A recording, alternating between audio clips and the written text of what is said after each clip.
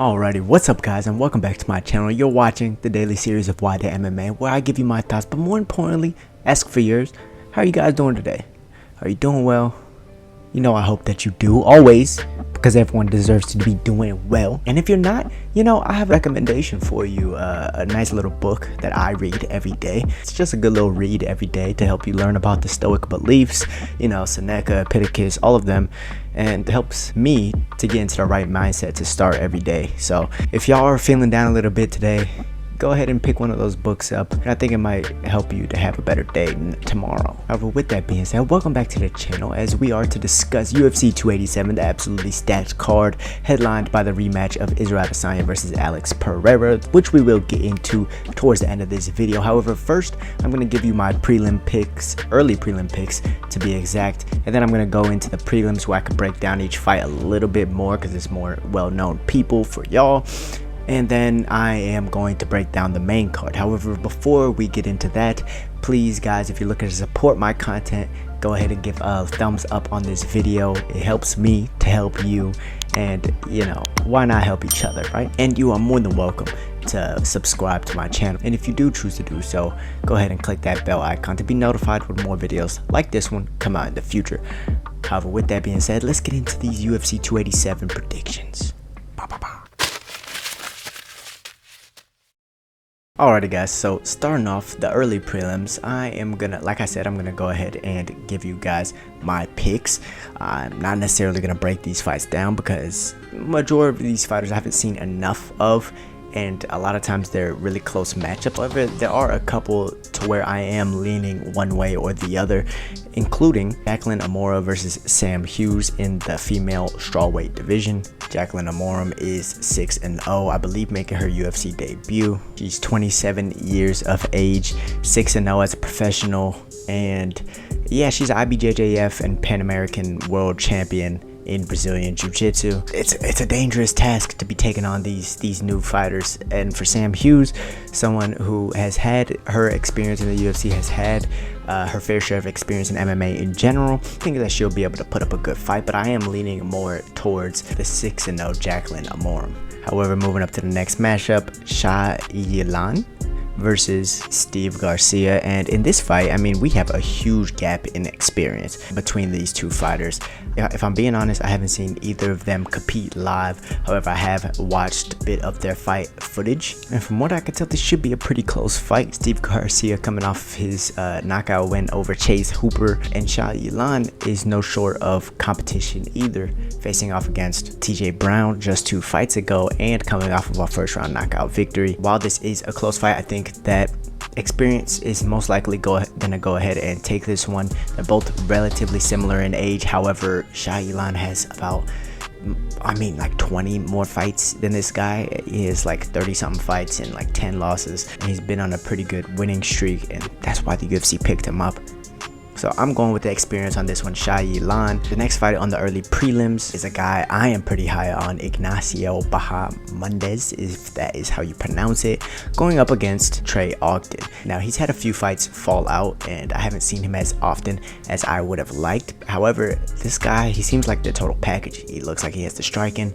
He definitely has the grappling. He's gonna have about an 8-year age advantage, as his opponent Trey Ogden is 33 years old. He's 25 years old, and I think that he's gonna be able to get this one done, and it might actually end up ending in a finish. This guy is a high pace, high output kind of guy. He likes to go for the finish. You could tell he's going for the kill every time he steps in there, and that's one of the things I do like about him. So Ignacio Bahamondes, if you haven't started paying attention, you should now. And for the last fight on the early prelims, Cynthia Calvillo going up against Lupita Godinez. Now, I used to think that Cynthia Calvillo was a future world champion. I mean, she got into the UFC maybe a little bit late. She was probably like 28 or 30, but I mean, her track record says it all. She's submitted opponents, she's taken girls to the distance, she's gotten a lot better with her striking, and she's kind of been in this weird state for the last few years where she's kind of at the top but couldn't really get opponents to move her forward, and then she ends up going to flyweight, changing her weight class, and ends up fighting people there, but they're maybe just a little bit too big for her to fully dominate, and so now she's back down to strawweight. However, I think her being a little bit older, she's 35 years old now, moving down in weight is never really a good look from what I like to see in a fighter if they're moving down in weight. And she is going in a killer in Lupita Godinez. I feel like I'm butchering her name. However, yeah, this girl's a killer. She's won every single fight she's been in the UFC until she reached Angela Hill, and Angela Hill just had her on night. I think a lot of people were expecting her to lose, but pulled out the victory. And I remember going back to that fight, I was like, this girl has real potential. Angela Hill's just on right now, and she has more experience. She's the better kickboxer. It's gonna just be a hard fight for Lupita, and she ended up not getting the nod. She ended up losing, but I think that she has a real chance to boost her name right now, and I'm going to be going with the youth on this one. The person who has had, I believe, 5 wins in the UFC, just took her first loss. I know she learned a bunch from that loss, because you do after all your losses, especially when you're young. The Calvillo coming down in weight just doesn't seem like a good look to me, because if you can't do it against people who are either the same weight as you or maybe a little bit bigger, then it just means like the skills off or the confidence is off, and both of those are a recipe for disaster. Now, I really like Cynthia Calvillo. I think she'll still make a good showing of herself. I think it's going to be a tough fight. I'm just leaning more towards Godinez for this one. Now, going into the prelims, these ones are pretty stacked. Starting off with Chris Barnett versus Chase Sherman. I'm gonna, might be an unpopular opinion. Chris Barnett is a fun guy to watch. A lot of highlight reels on his resume, but I think I might be going for Chase Sherman in this one. Chase Sherman is a veteran, moving up from light heavyweight. He seems a little bit out of shape at heavyweight, but it seemed like it didn't really affect his pace. He had a brutal pace against Jared Vandera. They stood up the whole time, just exchanging boxing combinations. A little bit of a dumb game plan for Jared, in my opinion, but Chase Sherman proved that he can stand up and strike with any of these heavyweights. He looked very technical. His angles looked on. And I think that Chris Barnett has a problem in that boxing range, which is why he goes for all these explosive kicks, spinning back kicks. He has a traditional background, which is another reason why he's able to throw all these kicks. But I think he just lacks that bit of technique, especially in the boxing range, which forces him to throw a little bit of too many shots out of range, and then enables him to gas later in the fight. So I'm choosing Chase Sherman on this one. Might be a little bit unpopular, but we move on. Next up, we have Joe Mershaw versus Joe Pyfer. Joe Body Bags Pyfer. Yeah, I think, but just talking about that itself, Joe Mershaw, he's known to have a little bit lackluster of a chin, just because he's had a long career, like 35 wins, 10 losses, or 15 losses, something like that. And yeah, he's had a long career, really good on the ground, a lot of veteran experience. He even has decent technique while striking. It's just that matter of, can he take more than the other opponent if it is an even fight? And I don't think he's going to be able to do that with this younger, less seasoned striker in regards. However, if he does get it to the ground, I think he has a lot more of a shot. The problem is his wrestling hasn't always been the best, while his ground game is up to par. And Joe Pyfer is no slouch really anywhere. I think he might lack a little bit of experience compared to Gerald Mershaw, but what's experience to power, right? I think that if he does land a couple clean times, I think it only really takes one in these 4-ounce gloves, but let's just say if he lands a couple of times, which I think he will, I don't see Joe Mershaw being able to stand up to that. Doubted him before, I've been wrong before. It might not be one you want to pick on, but if you're looking to add a finish to your parlay, I think that this one is definitely one that is going to be a finish. I don't see it going the distance, so I hope I helped you out with that one. Moving on to Michelle Watterson versus Luana Pinheiro. Michelle Watterson, seasoned vet, we all know who she is, karate hottie, right? But little do people know, she's also been getting really good on the ground, and going up against this Brazilian fighter who is also really good on the ground. I think she's going to negate some of that ground game. I don't know how her wrestling matches up with the Brazilian, but I do know that her distance management on the feet will be key to her trying to win this fight. However, she gives up a lot of to be desired in the age department. She's 37 years old while Luana is 30, just entering her physical and mental prime. And so I think that with this being said, Luana is the shorter fighter. I think she'll be pressuring more, and Michelle will have to be able to keep her distance using side kicks, footwork, and all that. However, she's getting up there in age. I don't know if she'll be able to match the output of Luana, and I can see Luana getting this done by decision. Moving on to Chris Curtis versus Kelvin Gastelum. This is a bit of an interesting one. This is a bit of a do or die, in my opinion, for Kelvin Gastelum. I feel like if he loses this, it could mean his career is coming to an end, or at least for the UFC, or it could mean that he just needs to drop down to 170. He's talked about it before. He continues to talk about it even on his YouTube channel, that he's a little bit small for 185. But I think that going against Chris Curtis, this is really going to tell us where Kelvin Gastelum's at.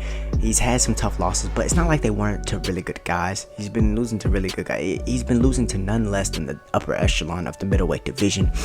And I think that it might just be time for him to move down to 170, or maybe even get a change of coaches. I know he's seeked out Henry Cejudo. I know he's been working at Fight Ready, which is good. I'm happy to see Kelvin Gastelum doing that. However, I think if this doesn't work, then it just might need to be him moving down to his real weight class of 170 while continuing to explore his new coaching opportunities for Henry Cejudo, but not necessarily splitting from his old coach in Javier Cordero. I don't think that partnership's ever gonna end, and I don't think it ever really should end, but we are gonna see where he's at, because Chris, the action man Curtis, is all about business. He's gonna walk you down. He's gonna look to put together some pretty sick boxing combinations, going to the body and head, not discriminating. He takes a little bit of a slower approach at the beginning, which will give Kelvin Gastelum time to get back in there, because he hasn't fought in a while. So I think that he'll give Kelvin Gastelum some time to get into the fight. I think that it will showcase both of their skills. I do think Chris Curtis is the better boxer. I think he has more setups and more combinations and angles that he throws at his opponents than Kelvin Gastelum. Kelvin Gastelum kind of relies on that pull counter and the 3-2 in that southpaw stance. However, he is getting coached by Henry Cejudo now. He might have added more. I doubt he added more to his striking, but he might be looking to actually wrestle Chris Curtis. So it depends on what game plan he comes out with. I think Chris Curtis honestly is a fantastic anti-wrestler. His style is beautiful for guys who are trying to grapple him and actually do damage on the ground. So talking about his previous opponents that he's just faced, Adolfo Vieira, Jack Hermanson, all of these grapplers that he's just been facing, even if Kelvin decides to take that approach, he still might lose this one.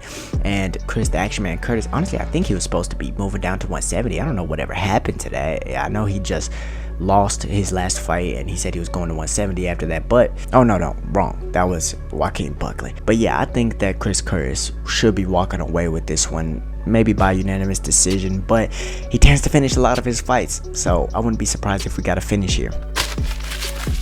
Alrighty, now we're moving on to the main card. It's the big boy talk now, guys. If you need to take a little break, I know it's been a little bit of a long video. Some of us might not have slept the best.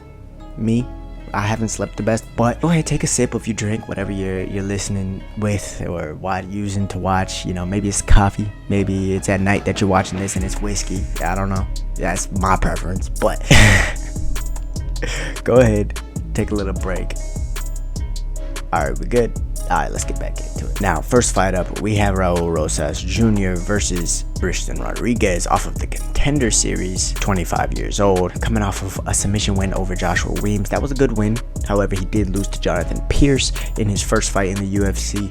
So we've seen him have more high-level experience than Raul Rosas. Raul Rosas also coming off the Contender Series. He's had his standout performances, including the one again in his UFC debut. That was a standout performance. However, we saw that he is still very uncomfortable on the feet, and we can see that he kind of tried to force the grappling in that one. He didn't want to have any hiccups in that one, and it's smart. I just think that if he's going to be calling out the champ and trying to get that fast track and be the youngest champion ever, I think he needs octagon time. That's the most important thing for him. I think it's time, and not only just octagon time, but not spent doing what you're already good at and not spent doing what everyone already knows you're gonna do, grapple. I think he needs to spend that time on the feet, getting comfortable and striking. However, I think that if he does it, this fight that he might be at a little bit of a disadvantage just because the opponent he's going against is older, a little bit more experienced, and has had those 3-round decisions, has had quick finishes, and he's just been around the block a little longer. Now, the guy he's going against, Christian Rodriguez, is not some big knockout artist. He's mainly, honestly, a grappler. I think that's where he's best in his fighting aspect or martial arts career. But he can sling them, he can throw hands. I think this is a good guy to maybe test Raul Rosas' stand up a little bit. And if he's not going to force the grappling, which I don't think he should because people are going to be expecting that, I think he should take his time. He should get comfortable on the feet, feel what it feels like to be in that size of an octagon, striking wise. And then maybe in the second or third round, if he feels like he has an advantage grappling, then look to implement that. But if it stays on the feet for extended periods of time, I want to see how Raul Rosas does. This is a close fight in my opinion. I think that Raul Rosas doesn't necessarily have the experience of Christian Rodriguez. I think Christian Rodriguez is more solid, more built, more confident, and I think that he might be walking away with this one. However, I think it's going to be a test for Raul Rosas to see where he's really at, and see if he can pull it off. So in this one, from right now, I just haven't seen enough from Raul Rosas. I'm going with the more experienced Christian Rodriguez.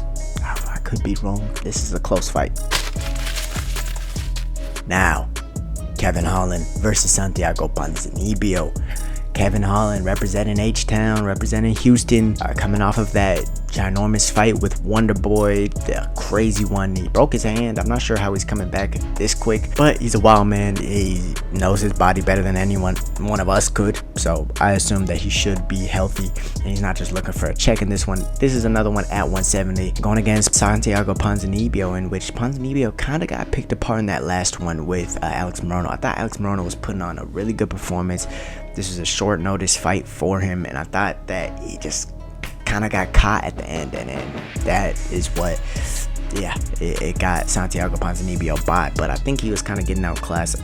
Ponzinibbio, he used to be a lot more active before he had that whole health issue and incident. But I think he's just getting up there in age now to where he's kind of relying on pop shotting a little bit more, relying a little bit less on combinations, and I think that that's a scary thing going against a Kelvin Holland, a guy who's a lot longer than your average opponent, a guy who is also does that pop shotting style, but he's a lot more young, he's a lot more athletic, he has good jiu-jitsu, and I think Kelvin Holland gets this one. I think Kelvin Holland is going to be able to pick him apart from the outside, force Santiago to go for the kill, and then drop that cross on him. Kelvin Holland's the kind of guy who closes the distance really well, and I think that if he did implement some of that grappling against Stephen Thompson, he could have got the job done. Everyone knows it wasn't the smartest decision for him to not grapple against Stephen Wonderboy Thompson, but he's just that guy. He's just that kind of guy, and I think that his skill striking, and just his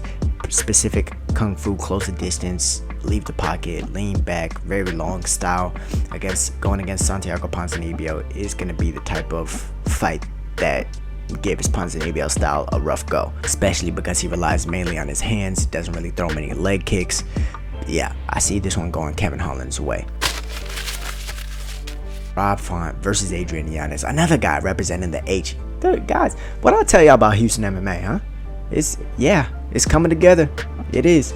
Adrian Yanez going up against Rob Font. This is the tale of two phenomenal boxers, but of different styles. Now, Rob Font is more on the I'm going to start off quick. I'm going to throw a lot of volume. I'm going to hurt you with shots. His shots hurt. He has good technique behind him. He also likes to throw side kicks and teep kicks up the middle, even going towards the face. He has really good use of the jab. Adrian Yanez's style is a little bit different. He likes to really kind of let the fight settle in. Not that he isn't active at the beginning, not that he's a slow starter, but he likes to have that little download process. He likes for the other person to get a little bit winded before he really starts putting on that pressure, because that's really what he wants to do. He wants to be able to get you into the second or third round to really start walking you down and dealing good damage. He doesn't discriminate. He likes going to the body and the head. And I think that Rob Font's going to be lacking a little bit of a power advantage here, or strength advantage, going against Adrian Yanez. I think Yanez is the more powerful puncher. I think that his shots are going to deal more of an effect, similar to what we saw against Cheeto Vera for a bit. Yanez isn't going to throw the same kicks. The punches are going to deal the same, if not more damage. And I think that the way he walks people down, he tries to smother that jab. Even if you have a good jab, I mean, you saw in his Contender Series fight, he'll smother it. He'll let you jab him. He'll take it on the nose. He'll come forward still bloody, and then he'll start slipping his head off the center line to the backside of the jab. He'll start slipping it off to the inside of the jab, and he'll start using those combinations to attack your head and body, fatiguing you tremendously before he starts going for the kill. And in this one, I think that Rob Font is gonna try and mix it up a little bit. I think he's a veteran. He knows that Adrian Yanez is gonna be coming forward on, and if he was smart, it could be smart to attack the hips on those forward boxing entries. However, Adrian Yanez is no punk. He's no slouch, lacking mentally or physically.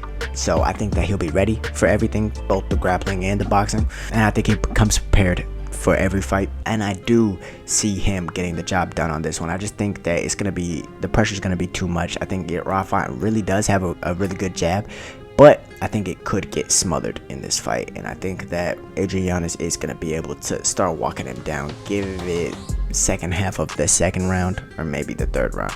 So if you're thinking about an over-under pick for this one, I'll say it's going to be the over 1.5, just because it does take some time for Yanez to get going. But you know, it could end right in the middle of that second round. So you might be risking it on that one. However, moving on to the co-main event of this absolutely stacked UFC 287 card, we got Adrian Gilbert Burns versus Jorge Masvidal. A fight that, you know, I was leaning a lot more towards Burns before Jorge Masvidal started talking. But I don't think it's his talking that's really affecting me. I think it's more of the fact that Gilbert Burns, I know that if he gets him to the ground and keeps him there, maybe gets him down 2 or 3 times, that it's going to be a bit of an easier fight for Burns to win, and the winning percentage for him goes up, way up. And I know that he's starting to use his grappling like he should have at the beginning of his MMA career, but he's starting to use it a lot more now. He's starting to get a lot better at wrestling. He's starting to get his opponents to the ground, and when he's there, multiple time world champion in jiu-jitsu, like, it's really not a competition. However, Jorge Masvidal does have really good takedown defense. He is patient in his takedown defense, and you know, he's not gonna rush his defense, which is very important when talking about takedown defense. He's not gonna rush it, which means that you can expect this fight to take place along the side of the cage. You can expect Jorge Masvidal to be able to get up a couple of times. You can also expect Jorge Masvidal to drop some downward elbows on Gilbert Burns if he's struggling with a takedown, double leg or single leg against the cage. So Gilbert Burns, it's important that he's not going to rest there, but it's also important that he gets his head off the center line, because he's one of the few fighters we know in this business who gets dropped by jabs from not getting his head off the center line. It's because a lot of times he's trying to rush in using that almost like a karate setup, where you're just rushing, switching stances, almost running at the person, and then you might end off with a leg kick, or you might end off with an overhand that ends up finishing your opponent. But that's his main method of entry while striking. You know, he also likes to throw that overhand right to the left hook a lot of times while switching stance. But these are all things that leave his head on that center line. And going against a guy in Jorge Masvidal who has all this experience striking, he throws shots down the center line, those body kicks, which are gonna narrow your focus. Yeah, I don't think it's a -300. I think it's more of maybe like a -150 for Gilbert Burns, because I can see him winning if it gets to the ground. I can see Jorge Masvidal getting up a couple of times. I can see Jorge Masvidal winning if it stays on the feet. It's kind of like a pick-em in that regard. And you know, every round starts on the feet, but you know, I think El Dorino has a lot to fight for right now. Of course, Jorge is trying to get that rematch with Colby, but I think El Dorino is I think he has been getting better, slowly but surely, with getting his head off the center line. His coach is aware of it. I know he's aware of it. And so I think that it's something that he's consistently been trying to work towards and correct. And given that fact, I'm not going to deny his hard work. I'm not going to assume that what he's been working on hasn't been working. I'm going to go with El Dorino, Gilbert Burns on this one. But I just don't think that it's that big of a difference. I don't think it's that big of a difference. I think Jorge very well can win this fight. They're both getting up there in age. But I think that Gilbert Burns, if he gets this one down, that's where you're going to start to see that -300 start to play a factor. So if you can option this one, if it's possible to do that on this card, like you could take Gilbert Burns by submission or Jorge Masvidal by knockout, I would do that. or I would maybe take this fight to go the distance. But yeah, these are two finishers. One mainly likes to finish people on the ground. One, you know, obviously loves the violence. Yeah, it can go either way, but I'm going with Gilbert Burns on this one. And now for the main event, the one you've all been waiting for, TM Bruce Buffer. Yeah, Alex Pereira versus Israel Adesanya for the second time. I don't like this whole fourth time thing. This is a different sport. I believe that they were 1-1 in kickboxing. I thought Israel Adesanya won that first one. I believe that they are 1-0 in MMA, and there's context to it. That's why Israel Adesanya is the favorite. If it was just a numbers game, if people could just say, oh, he landed the most punches ever, he's the greatest of all time, or he had the most wins ever, he's the greatest of all time, then you know, people would do that. But there's context behind everything. There's context behind each of these 3 wins. It should be noted that Israel Adesanya was winning 2 out of these 3 losses before he got clipped and knocked out, or clipped and TKO'd. It should be noted that in both of those TKO losses, Alex Pereira was hurt first. Alex Pereira got saved by the bell in MMA. He got a standing 8 count in kickboxing, which the ref could have let him drop first, but a standing 8 count nonetheless. And so we know each fighter can hurt each other. We know that if Izzy's gonna hurt him, it might come a little earlier in the fight, and if Pereira's gonna hurt him, it's gonna come a little later, because Izzy's the more technical. You gotta wait for his footwork to kind of die down a little bit. But I think going off of how I broke down how Izzy landed his right hand, if you haven't seen that video, I just posted it. It's up on my channel. You can go watch it now on how Israel Adesanya was able to hurt Alex Pereira at UFC 281. But if Izzy is able to land the right hand the same way he did in the first fight, if he comes out here and he's looking to play his game, not looking to go into Pereira's game, he keeps using his footwork, keeps peckering the legs, keeps initiating the grappling. Even I think that the more grappling he does, the better, because it puts Pereira a little bit out of his element. You could visibly see that it fatigues Pereira a little bit more than it fatigues Adesanya. You could see that he isn't aware of the clinch breaks, that he gets hit off the breaks. I think that if Adesanya could put his MMA savviness and veteranship to work, it could be a lot more dominant than it was the first time before he got clipped and knocked out. I believe that Alex Pereira, he kind of has the same game plan as always. He's going to come forward, he's going to try and hurt him, he's going to use those leg kicks to pepper him, to probe him, to set things up, to set up his right cross and his left hook. Then obviously if Izzy's dipping his head to look for that flying knee and maybe even a head kick, I think that tall man syndrome is going to play a factor for both of these people. They're both going to have their hands down a little bit. They're both going to be getting hit by big shots. And I think, you know, it's a really close fight, obviously. Half is going to be for Pereira, half is going to be for Israel Adesanya. I can't doubt Israel Adesanya, though. I can't doubt the last style better. It's just not in me. I don't know what it is. Maybe it's the fact that I can relate with him, in the fact that, you know, he's lost, but there was context behind each of these losses. Maybe it's the fact that he's the technical fighter and he's the better technical fighter, and I'm a fan of technique. That could be it as well. However, I'm a fan of both of their styles, technical or not, exciting or not. I'm a fan of all of their performances, each individual performance from these fighters. I always will be watching them, whether it's on this fight or any fight after. I will watch every single one of their fights, and this one I believe that Israel Adesanya will get it done. I think he should have gotten it done in the first one. Easy to say, harder to do, and I think that he's gonna have the same advantages, if not maybe a little bit more of the advantages, just a confirmed belief that he can do what he did to Alex Pereira before getting knocked out, and I think that he'll be able to take this one home. However, guys, thank you guys for watching this video. Thank you guys for supporting my content. Of course, you know that I was taken down at 2,500 subscribers, so please, if you have a friend, tell a friend that your boy Nwadei at Nwadei MMA is dropping videos daily for the people, for the MMA community. So if you have a friend, tell a friend. If you have a chance, give this video a thumbs up, and you're more than welcome to subscribe for more daily MMA content. But with that being said, guys, we're out, and I'll see you guys in the next one. Stay safe, stay blessed.